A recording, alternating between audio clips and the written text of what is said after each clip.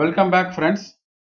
இப்போ இந்த செக்ஷன்ல நம்ம என்ன பார்க்க போறோம்னா ஜாவா பேக்கேஜஸ் என்ன பார்க்க போறோம். ஜாவா பேக்கேஜஸ் இது ரொம்ப ஒரு சிம்பிளான கான்செப்ட் தான். இது பேக்கேஜஸ்ன்றது நம்ம கிரியேட் பண்ற ஜாவா கிளாஸஸை வந்து குரூப் பண்ணி வைக்கிறது தான் பேக்கேஜஸ்.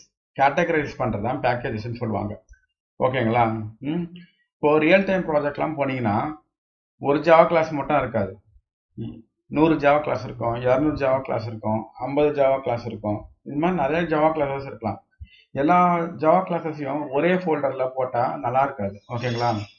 ஃபார் எக்ஸாம்பிள் நம்மளுடைய ப்ராக்டிக்கல் எக்ஸாம்பிள்ல பார்த்தீங்கன்னா எக்ஸாம்பிள்னு ஒரு ஃபோல்டரு, அந்த எக்ஸாம்பிள் ஃபோல்டர்ல தான் எல்லாத்தையும் நான் போட்டு உங்களுக்கு காமிக்கிறேன். அது மாதிரி ரியல் ப்ராஜெக்ட்ல ஒரு ஃபோல்டருக்குள்ள எல்லா கிளாஸையும் போட்டு எல்லா ஜாவா கிளாஸையும் போட்டு மெயின்டைன் பண்றது ரொம்ப ரொம்ப கஷ்டம். அதுக்காக தான் வந்து பேக்கேஜஸ் என்ற கான்செப்ட் வந்திருக்கு. பேக்கேஜஸ் என்ற கான்செப்ட் வச்சு நம்ம ஜாவா கிளாஸஸை குரூப்பிங் பண்ணிக்கலாம், அழகா மெயின்டைன் பண்ணலாம் நம்ம ஜாவா கோட. ஓகேங்களா? இதுல வந்து இன்னொரு விஷயம் வந்து ஒரே ஃபோல்டர்ல நீங்க கிளாஸஸ் எல்லாம் ஸ்டோர் பண்ணும்போது நீங்க duplicate java class name create பண்ண முடியாது. ஃபார் எக்ஸாம்பிள் நம்ம லாஸ்ட் எக்ஸாம்பிள் என்ன பார்த்தோம், நம்ம array.javaன்னு பார்த்தோம். ஓகேங்களா? இந்த array.java ஒரு வாட்டி தான் கிரியேட் பண்ண முடியாது. திருப்பி நான் சேம் array.java ஒரு ஃபைல் கிரியேட் பண்ணனா அது முடியாது. ஓகேங்களா? ஆனா நீங்க டிஃப்ரெண்ட் ஃபோல்டர்ல ஜாவா கிளாஸ் மெயின்டைன் பண்ணும்போது சேம் நேம் ஃபோல்டர் 1லயும் அதே சேம் நேம் ஃபோல்டர் 2லயும் நீங்க ஸ்டோர் பண்ணி பயன்படுத்திக்கலாம். ஓகேங்களா? Duplicate classes we can create using java packages. அது ஒண்ணு.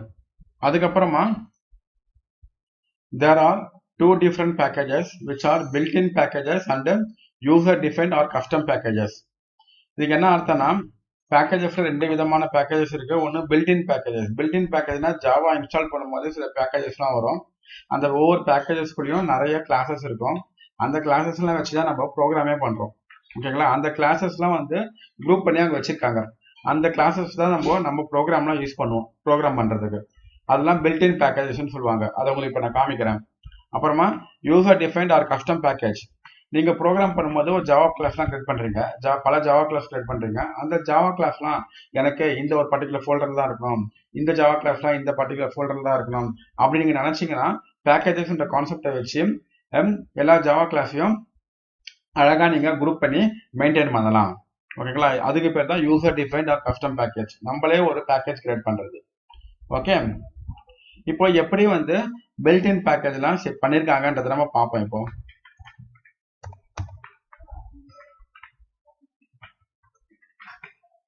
இப்போ மை கம்ப்யூட்டர்ல போறேன் நான். C கோலன்ல ப்ரோக்ராம் ஃபைல்ஸ்ல ஜாவா JREன்னு ஒரு ஃபோல்டர் இருக்கு. ஓகேங்களா? அங்க லிப் போனீங்கன்னா இங்க நிறைய ஜார் ஃபைல்ஸ்லாம் இருக்கும். எக்ஸாம்பிளுக்கு rt.jar. அந்த rt.jarல தான் நம்மளுடைய எல்லா இன்பில்ட் பேக்கேஜஸும் இருக்கும். அதுல தான். ஓகேங்களா? அந்த இன்பில்ட் பேக்கேஜஸ்க்குள்ள நிறைய ஜாவா கிளாஸஸ்லாம் இருக்கும். அந்த ஜாவா கிளாஸஸ்லாம் வச்சு தான் நம்ம ப்ரோக்ராமே பண்ணுவோம். இப்போ வந்து இதுக்குள்ள போறேன், அதை ஓபன் பண்றேன், இந்த வின்ரார் வச்சு ஓபன் பண்றேன். இதுதான் ஜார் ஃபைல்ஸ். ஜாவா ஆர்கைவ் ஃபைல்ஸ்னு சொல்லுவாங்க. என்னன்னா இந்த ஜார் ஃபைல்ஸ்க்குள்ள மல்டிபிள் ஜாவா ஃபைல்ஸ் நம்ம ஸ்டோர் பண்ணிக்கலாம். அந்த ஜார் ஃபைல்ஸ்ன்றது ஜிப் ஃபைல் மாதிரி தான். அதுக்குள்ள வந்து ஜார் ஃபைல்ஸ்க்குள்ள நம்ம மல்டிபிள் ஜாவா ஃபைல்ஸ் போட்டு கம்ப்ரஸ் பண்ணி நம்ம வச்சுக்கலாம். அப்படிதான் இங்க பண்ணிருக்காங்க. ஓகே, இங்க பாத்தீங்கன்னா எக்ஸிக்யூட்டபிள் ஜார் ஃபைல்ஸ் இருக்கு. ஓகேவா? இப்போ இந்த ஜார் ஃபைலை ஓபன் பண்றேன். நீங்க வின்சிப்போ இல்ல வின்ராரை வச்சு ஓபன் பண்ணிக்கலாம். இப்போ ஓபன் பண்றேன். உங்களுக்கு ஓபன் பண்ணனா இங்க பாத்தீங்கன்னா நிறைய ஃபோல்டர்ஸ்லாம் இருக்கு. இதுல ஒரு எக்ஸாம்பிளுக்கு நான் ஜாவா ஃபோல்டர் ஓபன் பண்றேன். ஜாவாக்குள்ள பாத்தீங்கன்னா இந்த ஜாவா ஃபோல்டருக்குள்ள ஏகப்பட்ட ஃபோல்டர்ஸ் இருக்கு. பாத்தீங்கன்னா ஒவ்வொரு ஃபோல்டரும் ஒவ்வொரு பேக்கேஜஸ். ஃபார் எக்ஸாம்பிள் ஐஓ எடுத்துக்கிறேன். அந்த ஐஓக்குள்ள பாத்தீங்கன்னா ஏகப்பட்ட கிளாஸஸ் இருக்கு பாருங்க. Buffer classes, character array classes. இது எதுக்குன்னா ஃபைல் மேனேஜ்மெண்ட். இப்போ ஜாவா வழியா ஒரு ஃபைல் மேனேஜ்மெண்ட் ப்ரோக்ராம் பண்றீங்கன்னு நினைக்கிறீங்க. அந்த ஃபைல் மேனேஜ்மெண்ட் ப்ரோக்ராம் பண்றதுக்கு சில ஜாவா ஃபைல்ஸ் நம்ம பயன்படுத்தி ஆகணும். அந்த ஜாவா ஃபைல்ஸ் எல்லாமே அந்த கிளாஸ் ஃபைல்ஸ் எல்லாமே எதுக்குள்ள இருக்குன்னா இந்த ஐஓன்ற ஒரு பேக்கேஜுக்குள்ள இருக்கு. அதே மாதிரி ஜாவால மேத்தமேட்டிக்கல் ப்ரோக்ராம்லாம் பண்ணணும்னு நினைக்கிறேன். அந்த மேக்ஸ் ரிலேட்டட் ஜாவா கிளாஸஸ் எல்லாம் இந்த மேத்ன்ற ஒரு ஃபோல்டருக்குள்ள இருக்கு. அது மாதிரி பார்த்தீங்கன்னா செக்யூரிட்டின்னு இருக்குது. அந்த செக்யூரிட்டி ரிலேட்டட் ப்ரோக்ராம்லாம் பண்ணனா இதுக்குள்ள செக்யூரிட்டின்னு ஒரு ஃபோல்டருக்குள்ள எல்லா கிளாஸஸும் இருக்குது. அது மாதிரி ஒவ்வொரு கிளாஸ்க்குள்ளேயும் அவங்க கேட்டகரைஸ் பண்ணி வச்சிருக்காங்க. ஜாவா கிளாஸஸ்ல ஒவ்வொரு பேக்கேஜஸ்குள்ளேயும் ஜாவா கிளாஸை கேட்டகரைஸ் பண்ணி வச்சிருக்காங்க. ஓகேங்களா? இப்போ இந்த லேங் எடுத்துக்கலாம். லேங்குன்றது தான் டிஃபால்ட் பேக்கேஜ். லேங்குன்னு ஒரு ஃபோல்டர் இருக்குது. லேங்னா லாங்குவேஜ். அந்த லேங்கு தான் டிஃபால்ட் பேக்கேஜ். ஓகேங்களா? அது ஏன் டிஃபால்ட் பேக்கேஜ் சொல்றேன்னா, ஒரு பேக்கேஜ் நீங்க பயன்படுத்துறோம்னா அந்த பேக்கேஜை நீங்க ப்ரோக்ராம்ல சொல்லி ஆகணும். நான் இந்த பேக்கேஜுக்குள்ள இருக்க ஜாவா கிளாஸஸை நான் பயன்படுத்துறோம்னு சொல்லி உங்க ப்ரோக்ராம் பேரை சொன்னாதான் அந்த பேக்கேஜுக்குள்ள இருக்க கிளாஸை நம்ம ப்ரோக்ராம்ல பயன்படுத்த முடியும். இல்லைன்னா பயன்படுத்த முடியாது. ஆனா லேங் பேக்கேஜ் அதுக்கு விதிவிலக்கு. லேங் பேக்கேஜ் அப்படி கிடையாது. நீங்க அந்த லேங் பேக்கேஜை நான் பயன்படுத்த போறேன்னு ப்ரோக்ராம்ல நீங்க சொல்லணும்னு அவசியம் இல்லை. பை டிஃபால்ட்டா இந்த லேங் பேக்கேஜுக்குள்ள இருக்க எல்லா கிளாஸுமே உங்க ப்ரோக்ராம்ல அவைலபிள். உங்க ப்ரோக்ராம்ல நீங்க பயன்படுத்திக்கலாம்.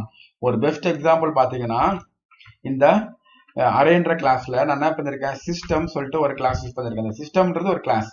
சிஸ்டம் டாட் அவுட் டாட் பிரிண்டலன்னு சொல்லி நம்ம பிரிண்ட் பண்றதுக்கு பயன்படுத்துறோம். இந்த சிஸ்டம் எங்க இருக்குன்னா, இந்த சிஸ்டம் எங்க இருக்குன்னா லேங்ன்ற பேக்கேஜுக்குள்ள தான் இருக்கு. எங்க இருக்கு? இந்த லேங்ன்ற பேக்கேஜுக்குள்ள தான் இருக்கு. எக்ஸாம்பிள் நான் காமிக்கிறேன் பாருங்க. உங்களுக்கு லேங்குள்ள பாத்தீங்கன்னா சிஸ்டம் இருக்கும். எங்க இருக்குது சிஸ்டம்? பாத்தீங்களா?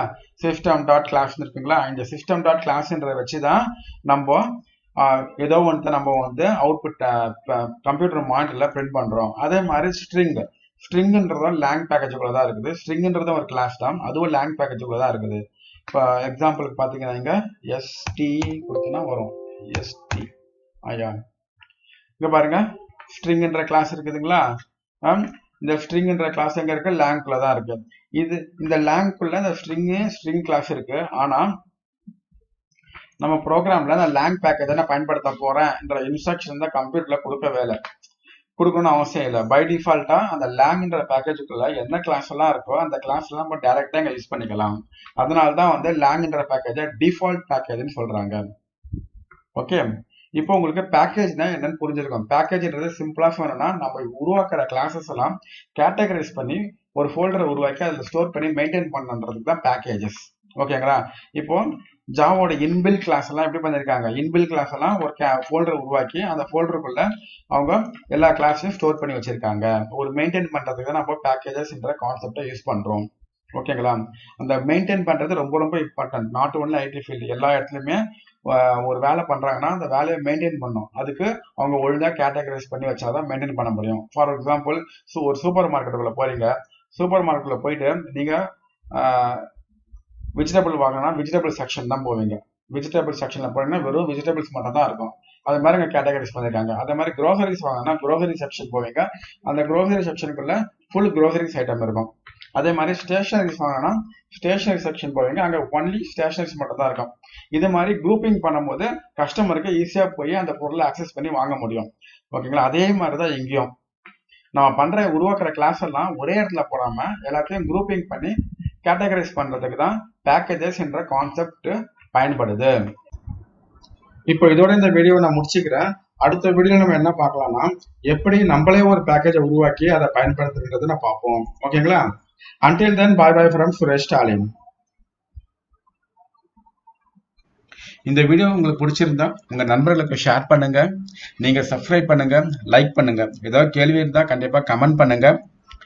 ரெகுலர் அப்டேட்ஸ்க்கு பெல் ஐகானை பிரஸ் பண்ணுங்க.